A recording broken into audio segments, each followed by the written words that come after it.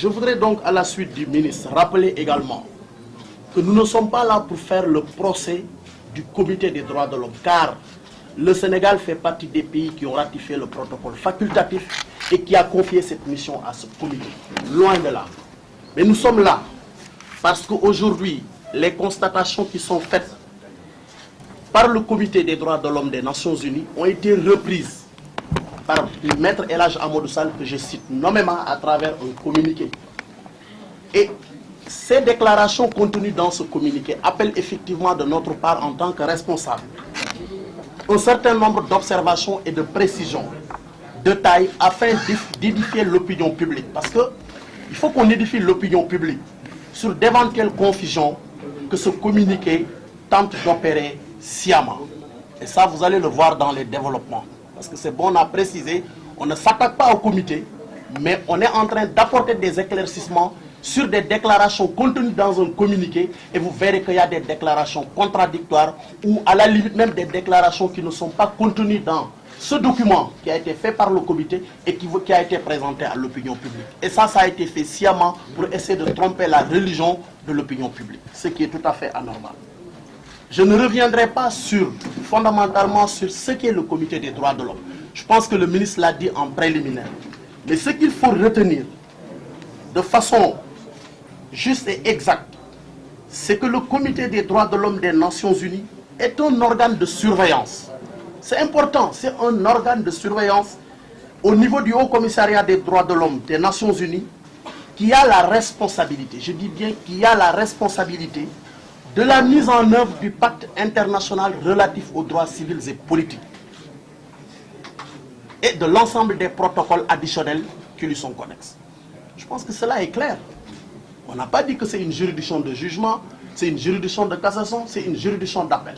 C'est un organe de surveillance. Ce n'est pas moi qui le dis, c'est le protocole facultatif qui lui donne mandat de se prononcer sur des cas de violation des droits humains, qui le dit, personne ne le dit ici dans la salle. Donc cela est important. Mais mon intervention va se situer au niveau de la teneur même de la décision. Parce qu'il est bon également, quand, du moins de la note, quand une note comme ça, avec à la base des constatations sont faites, il est bon qu'on restitue à cette note ou à ce texte sa véritable nature. Qu'on se garde de la dénaturer ou de lui donner une orientation autre que celle qu'il a prise. Et je pense que c'est notre devoir. De ce point de vue, un examen approfondi de ce texte, déjà, la première page, vous verrez, constatation du Comité des droits de l'homme des Nations Unies. Ce n'est pas moi qui le dis. Si vous avez la décision, vous allez voir. La première page parle de constatation. Si c'était une décision de justice, vous allez voir arrêt numéro tel ou jugement numéro tel. Mais ce sont des constatations qui sont faites avec à la base des recommandations. Et il y a dans ce texte un certain nombre de parties. C'est-à-dire le texte est structuré en 3 parties. Parce que ça, c'est sur le plan de la forme pour qu'on le sache. Une première partie sur la teneur de la plainte de M. Karim Wade. Parce que c'est Karim Wade qui a saisi. C'est une communication qu'il fait au niveau du comité. Évidemment, il va lister un certain nombre de demandes portées à l'attention donc de ce comité. C'est la première partie. La deuxième partie va donc sera constituée du texte, sera constituée donc aux observations des parties. Aussi bien l'État du Sénégal que M. Karim Wade, parce que c'est un débat contradictoire, ont fait des observations et la deuxième partie était consacrée à ça. Et la troisième partie était consacrée donc à ce qu'on appelle un peu sur l'examen, la délibération du comité. Ici, le comité délibère, mais le comité ne rend pas de décision, il délibère. Donc, voilà les 3 parties. Maintenant, pour la première partie, c'est sur la recevabilité de la communication, ça ne pose pas de problème. Mais en dehors de la communication, il a été constaté, effectivement, on constate ici, que donc M. Karim Wade a exposé un certain nombre de demandes. Il faut lister, parce que c'est lui qui expose sa demande. Il dit, premièrement, il demande au Conseil, au comité, de constater la violation par l'État du Sénégal de son droit de faire examiner par une juridiction supérieure la déclaration de culpabilité et de condamnation dont il a fait l'objet. Je pense que ce débat a été tenu au Sénégal. C'est la question du double degré de juridiction, l'absence d'appel avec la CREI. C'est ça qu'il réitère devant ce comité comme demande. La deuxième demande, c'est de constater la violation de l'article 14, paragraphe 5, par la mise en œuvre de la loi 81-54 du 10 juillet 81 sur la CREI, de demander à l'État partie, c'est-à-dire le Sénégal, sans délai, d'annuler la déclaration de culpabilité, ainsi que les mesures de contrainte par corps, de confiscation et d'amende.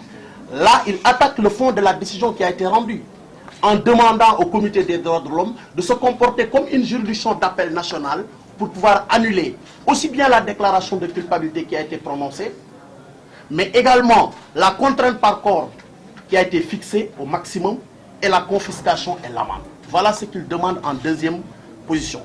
Troisièmement, il demande à l'État partie de prendre toutes les mesures pour procéder à sa libération immédiate et sans délai. Vous voyez donc que c'est une demande qui date de 2016. En ce moment, il était toujours sous les liens de la détention. Et il demandait par ricochet également sa libération sans délai. Ça également, c'est une demande de fond qu'il a toujours faite auprès de nos juridictions et qui a reçu une réponse juste et positive de la part des juridictions sénégalaises et de façon souveraine. Il demande également de fixer à 30 jours, il dit bien 30 jours, après la notification de la décision du comité, le délai imparti à l'État du Sénégal pour fournir les informations nécessaires sur toutes les mesures à prendre par rapport à ces constatations. Donc lui, il va abréger le délai à 30 jours. Certainement, on y reviendra parce que c'est un homme politique qui veut s'engager et il veut coûte que coûte d'ici le dépôt des candidatures pour que sa situation soit clarifiée. Il dit 30 jours, c'est une demande qu'il a formulée également. Donc ça, c'est vraiment les demandes qu'il a eu à formuler. Pour ce qui est maintenant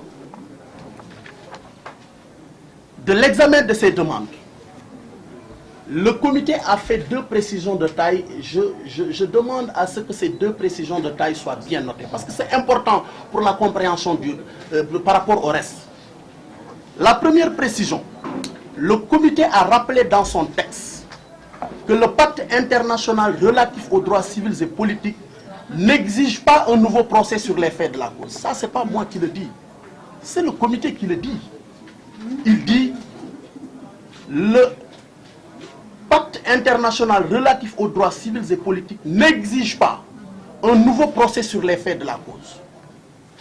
Deuxième précision de taille, en guise de rappel toujours, le comité a reconnu dans son texte l'importance de l'objectif légitime de la lutte contre la corruption pour les faits, pour les États.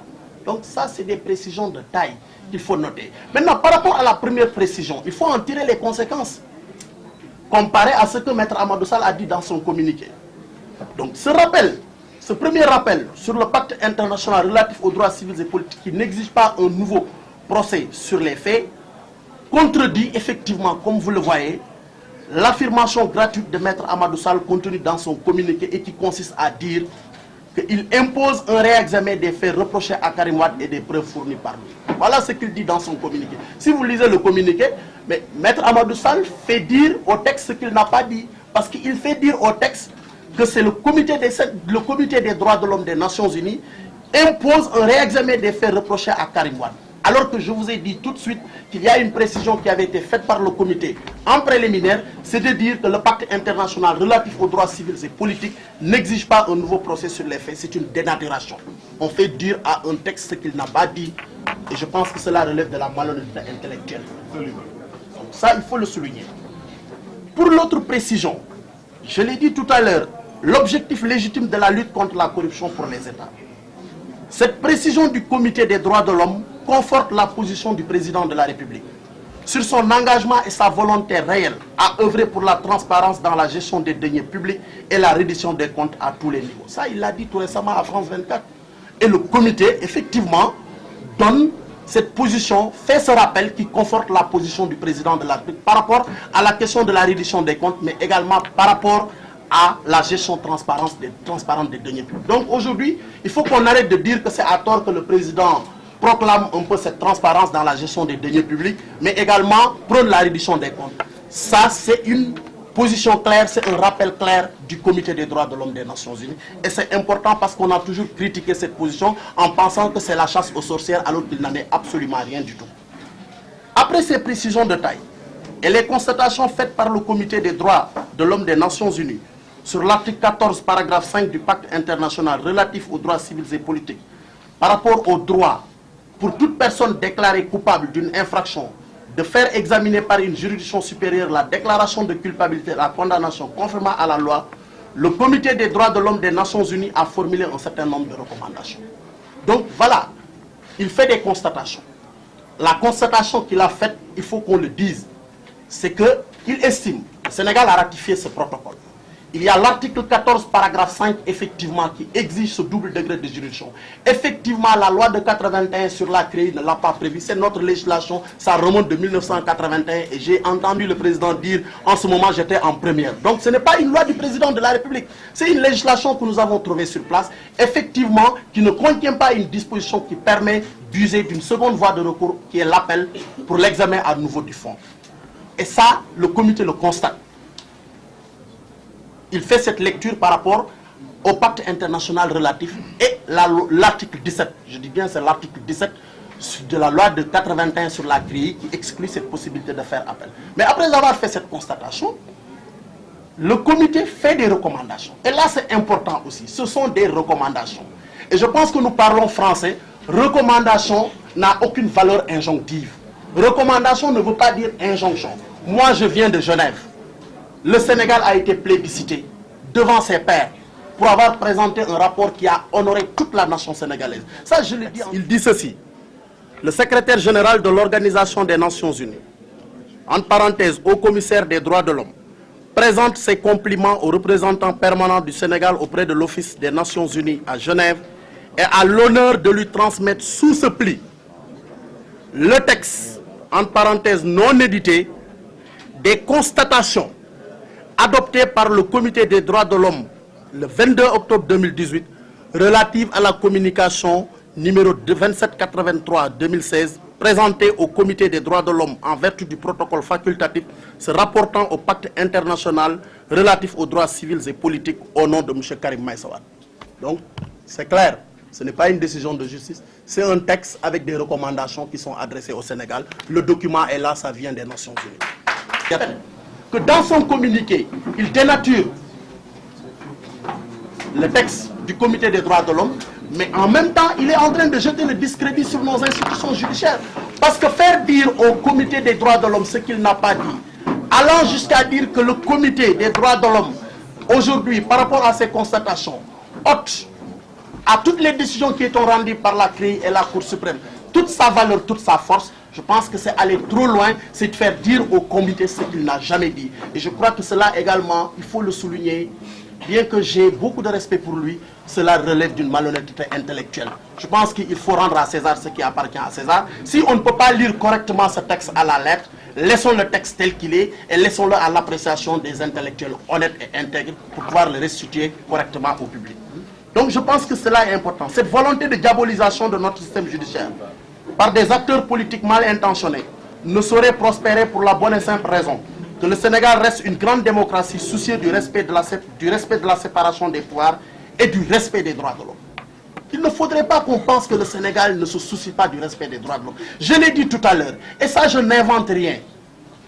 Je vous assure, le 9 novembre dernier, tous ceux qui étaient dans la salle, et je me rappelle très bien, le représentant de la France nous a serré la main en nous disant « Vous avez toutes nos félicitations ». Et je crois que dans ces genres de tribunes, il faut le dire, parce que M. le ministre l'a dit tout à l'heure, on était devant le Conseil des droits de l'homme des Nations Unies, où nous avons reçu 112 interventions de la part de 112 États qui ont fait des interventions. 112 États qui ont fait des interventions et aucun État, je dis bien, n'a émis des critiques négatives à l'endroit du Sénégal. Et ça, je crois que le rapport qui sortira, vous l'aurez, vous les journalistes, vous le verrez, vous ne verrez pas de critiques négatives à l'endroit du Sénégal. Bien au contraire, on a salué les efforts de promotion et de protection. Mais à partir de janvier 2019, c'est le Sénégal qui va présider le Conseil des droits de l'homme des Nations Unies. Et je pense que ça, c'est à l'honneur de tous les citoyens sénégalais. Donc c'est pourquoi moi je trouve inadmissible qu'à la veille de la présidence du Sénégal à la tête du Conseil des droits de l'homme des Nations Unies, au moment où le Sénégal vient d'être plébiscité devant ses pairs, à l'occasion du 3e cycle de l'examen périodique universel, au moment où aujourd'hui le Sénégal est en train de faire des révisions substantielles sur tous les plans pour améliorer la protection et la promotion des droits humains, que des politiciens qui ne sont, je ne sais mis par quel intérêt, viennent quand même nous pondre un communiqué où non seulement ils dénaturent le contenu du texte qui émane d'une haute instance des Nations Unies, mais également jettent le discrédit sur nos institutions. C'est la raison pour laquelle nous avons tenu à être là devant la presse pour attirer l'attention de l'opinion publique, pour dire que le Sénégal, sous le régime du président Macky Sall, est une démocratie et reste une démocratie respectueuse des droits humains.